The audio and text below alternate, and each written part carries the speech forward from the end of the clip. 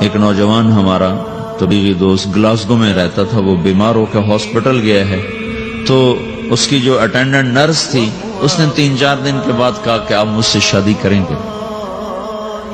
اس نے کہا میں مسلمان ہوں، تم کرسچن ہو؟ کہا میں مسلمان ہو جاؤں، اگر آپ شادی کرتے تو میں مسلمان ہوں۔ اس نے کہا تم کس وجہ سے مجھے یہ پیشکش کر دیں؟ وہ کہنے کہ میں 3 دن سے تمہیں دیکھ رہی ہوں تو کہ تم نے ایک دفعہ بھی نظر اٹھا کے مجھے نہیں دیکھا، میں نرس ہوں، میری زندگی یہاں گزری ہے، میں نے کوئی نوجوان ایسا نہیں دیکھا جو لڑکی کو دیکھ کے نظر جھکا لیتا ہو، میں پہلی دفعہ اپنی زندگی میں کسی کو دیکھ رہی ہوں کہ جب اس کے سامنے میں آتی ہوں تو اس کی نظر جھک جاتی ہے، تو مجھے یقین ہو گیا تیرے اندر سچائی ہے۔ وہ مسلمان ہو گئے، اس نے آگے کتنی بچیوں کو مسلمان کیا۔ پھر اشفاق احمد صاحب مرحوم تھے، یہ ڈرامہ رائٹر، ان سے اچھی سلام دعا تھی میری، تو ایک دن مجھ سے کہنے لگے کہ میں تبلیغ کے کام سے متاثر ہوا ہوں انگلینڈ جا کر، پاکستان میں نہیں انگلینڈ جا کر، تو میں ایڈنبرا میں پارک میں بیٹھا تھا، میری بیوی میرے ساتھ بیٹھی تھی، تو ایک جماعت آئی، انہوں نے آ کر اذان دی مغرب کی اور نماز پڑھی۔ نماز کے بعد 13-14 لڑکیاں بھاگ کے آگے آئیں ان سے بات کرنے کے لیے، تو میں نے بیوی سے کہا آؤ سنو یہ کیا کہنے کہتے ہیں، تو کہا ہم دونوں بھی پہنچے، تو جس نے جماعت کرائی تھی اس کو ایک لڑکی آگے بڑھ کے کہتی آپ کو انگلش آتی؟ کہی آتی ہے۔ کہی آپ نے کیا کیا ہے؟ کہی ہم نے اپنی عبادت کی۔ تو وہ لڑکی کہنے لگی آج تو اتوار نہیں ہے، تو اس نوجوان نے کہا کہ جی ہم دن میں 5 دفعہ کرتے ہیں، صرف اتوار کو نہیں، روزانہ 5 دفعہ۔ وہ لڑکی کہنے لگی یہ تو بہت زیادہ ہے، آپ اس کو کیسے نبھاتے ہیں؟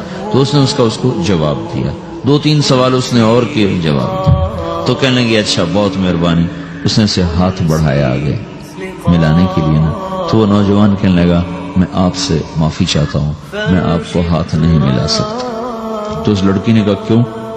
کہ یہ ہاتھ میری بیوی کی امانت ہے اور کسی کو نہیں لگ سکتا۔ تو لڑکی کھڑی تھی، وہ زمین پہ گر گئی، صرف اس بہت وہ زمین پہ گر گئی، کھڑے کھڑے وہ زمین پہ گر گئی اور وہ بچوں کی طرح رونے لگی پھوٹ پھوٹ کے، اور کہنے لگی وہ لڑکی کتنی خوش قسمت ہے جس کے تم خامد، کاش یورپ کے مرد بھی ایسے ہی ہوتے۔ جس رب نے نفسیات بنائی ہے وہ اگر کوئی عورت کپڑے اتار دے تو اس کی نفسیات بدل جائے گی، چاہے وہ مغرب میں پیدا ہو چاہے وہ مشرق میں پیدا ہو۔ عورت کی نفسیاتی حیا ہے اور وفا ہے، کسی وفادار کی تلاش ہے، تو وہ اس کو پتہ بھی نہیں ہے کہ مشرق کا حیا کیا ہے، لیکن وہ اس کو اللہ نے عورت بنایا ہے، اس کے اندر کی وہ نہیں مر سکتی چیز۔ کاش یورپ کے مرد بھی ایسے ہوتے۔ اور آنسو پوچھتی ہوئی وہاں سے اٹھ کے چل دی۔ تو اشفاق صاحب مرحوم کہنے لگے میں نے اپنی بیوی سے کہا بانو آج وہ تبلیغ ہوئی ہے کہ لاکھوں کتابیں بھی چھپ جاتی، وہ کام نہ ہوتا جو یہ نوجوان اپنے عمل سے کر دیا۔ تو میرے عزیزو کٹی پتنگ نہ بنو، اپنی کٹی پتنگ کی منزل کوئی نہیں رہتی۔ اللہ اس کے رسول کے ہاتھ میں اپنے ڈور دے کے چلو، اللہ اس کے رسول کی غلامی میں اپنے آپ کو چلاؤ تو اللہ تمہیں بھاگ لگائے، عزت بھی دے گا۔ اپنی منمانی میں کوئی راحت نہیں، اللہ کی قسم کوئی راحت نہیں۔ 6 بر اعظم پھر کے تمہیں بتا رہا ہوں کہ جو اپنی ترتیبوں پر چلنے والوں کے دکھ آپ لوگ اندازہ نہیں لگا سکتے۔ چلنا ہے تو اللہ اس کے رسول کی زندگی کو اپنا کے چلو، اللہ تمہاری دنیا بھی سکھ والی بنائے گا، آخرت بھی سکھ چین والی بنائے گا۔ لیکن یہ سیکھنا پڑے گا، سیکھنا پڑے گا۔ تبلیغ اس کو سیکھنے کی محنت ہے اور اس کو آگے پہنچانے کی محنت ہے۔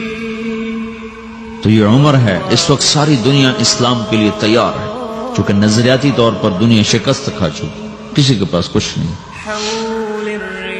تو ہمارے پاس ایک ایسا خوبصورت نظریہ ہے کہ جو ان کو بڑی تیزی سے اپنی طرف کھینچ سکتا ہے، اور اللہ کا احسان ہے کہ تیزی کے ساتھ نسلوں کا رخ اللہ کی طرف ہو رہا ہے۔